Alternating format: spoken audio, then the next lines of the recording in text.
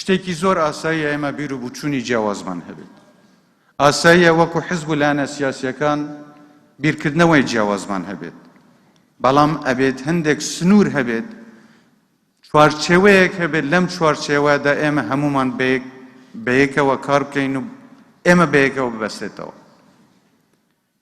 و ئەو چوارچێوەیەش دەکرێت لە دەستوردا دەستنیشان بکرێت.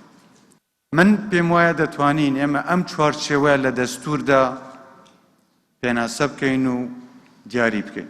خەڵک بتوانێت بەبێ ئەوەی لەژێر هیچ فشارێک بێ دەنگ بە دەستورێک بدات کە ڕەنگدانەوەی ویست و خواستی خۆیەتی و هی کۆمەڵگایەکەیەتی. و ئەمەش ناکرێ جیا بکرێتەوە لەوەی کە حەقیقەتێک بەبیر خۆمان بێنینەوە.